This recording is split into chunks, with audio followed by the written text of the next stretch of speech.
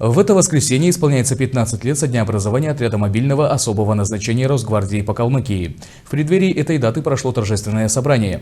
С профессиональным праздником бойцов ОМОН поздравил глава республики Бату Хасиков. Он отметил, что сотрудники спецподразделения всегда достойно и профессионально выполняют ответственные и сложные задачи по обеспечению порядка и безопасности в регионе.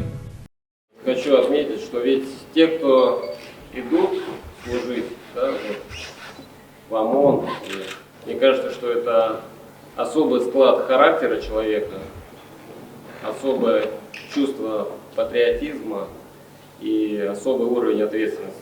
Прежде всего, всех вас и ваших братьев по службе объединяет вот этот внутренний стержень, что вы все за Родину, за какие-то государственные принципы, за своего сослуживца готовы идти до конца, готовы сражаться, отдавать жизнь.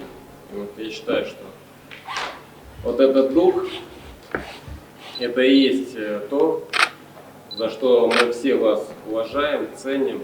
И в целом, в честь нашей дружбы, нашего сотрудничества и, безусловно, в честь юбилея 15-летнего мы поможем вам с футбольным полем, чтобы здесь,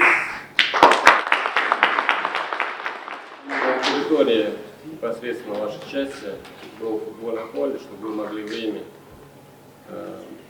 как своего рода отдушину, поддержание формы. Вот, это командообразующее мероприятие. Думаю, что лишним это точно не будет. С праздником! Берегите себя!